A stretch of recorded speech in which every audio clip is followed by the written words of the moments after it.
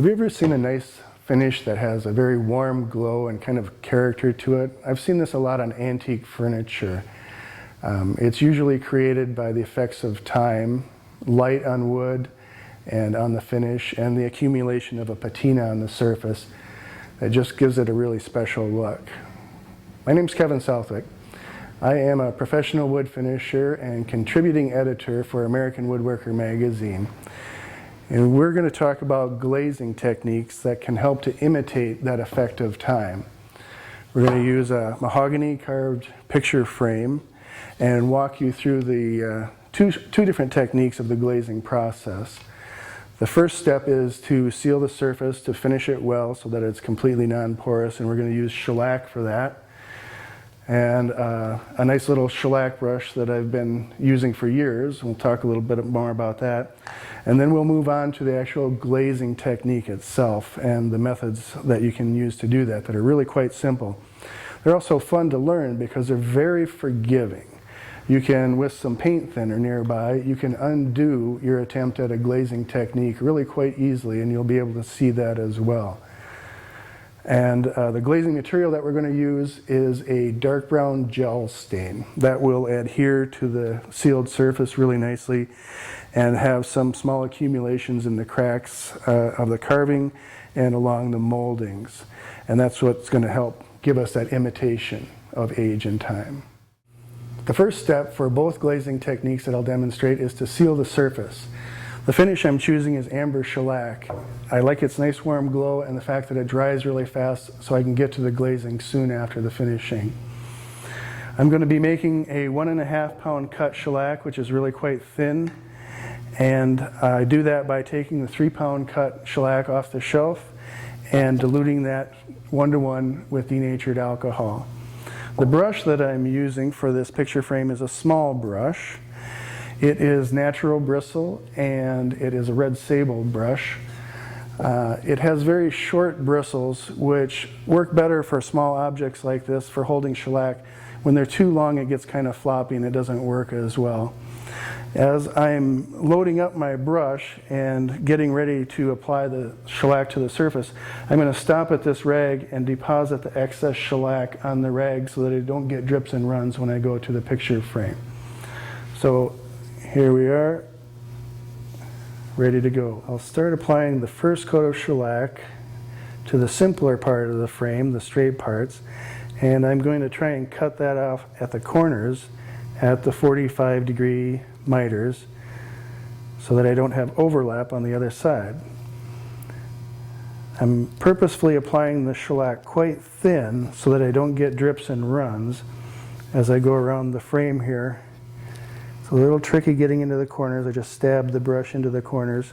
Oops, a little drip there I'll pick up right away. And then move on to the simpler part of the frame.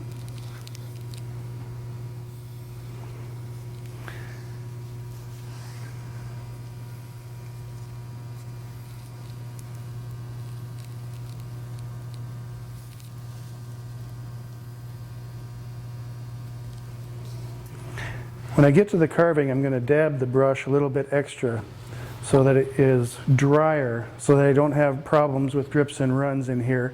And my brushing technique will look a little bit different because I've got to get it down into the crevices of the carving. You can see that the brush is dry enough not to cause drips and runs, even when I'm kind of scrubbing it on here like this. This might apply a little bit thinner coat of shellac, but then I can go back and work in a little bit more. I'm going to do the top and then go back to the carving to make sure that I have a more or less uniform application of shellac. See there, my brush is too wet. I'm getting some drips and bubbles, so then I just go back to the rag and dab that off. Then I can scrub on another thin coat of shellac uniformly and without imperfections. This is only the first of several coats of shellac. It'll take 3 or 4 to seal up the surface completely so our glaze won't soak in. Now that the surface is thoroughly sealed, we're ready to prep it for glazing.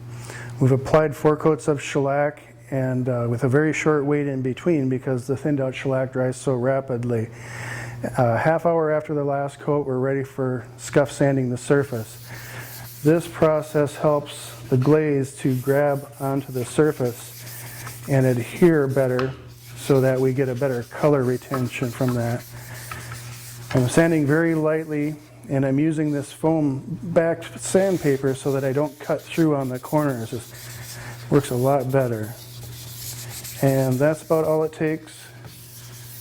We're ready for our glaze. I'm going to put on my gloves for the glazing process because that can get kind of messy.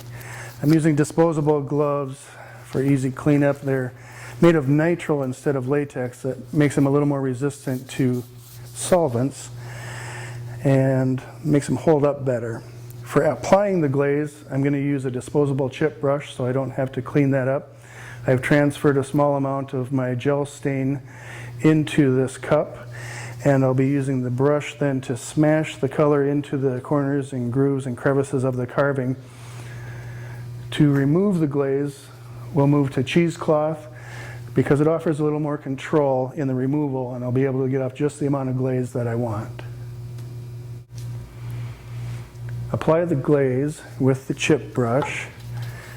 Be sure to push it down into the grooves and crevices. It's not a very precise process, but you do have to be sure to get into the corners and down to the bottom of the grooves in the molding and the carving.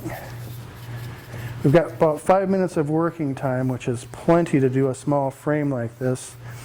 On larger projects, you would need to work in sections in order to get it done within your 5 minutes of working time. At that point, the glaze will start to stiffen up a little bit and be harder to wipe off. So we've got a nice coverage there, but I see I missed a few spots. Go ahead and grab those. Then I'll go to the cheesecloth for evenly distributing the glaze and removing the amount that I don't want. I want to wipe it until it is no longer streaky, but not too hard because then I'll lose all the color I'm trying to put on there. In the next technique, we'll be using brushes, which would allow me to get a little deeper in the grooves. But to finish this off, I'm going to use a clean piece of cheesecloth and go over the surface. Cheesecloth is much better than an old t-shirt or paper towels for this process because it does allow me some control. I can make a nice even pad that allows me to wipe but not too hard. And it allows me to get down in the grooves a little bit. And that's all it takes. That's the simplest technique. Everything's disposable. There's no cleanup.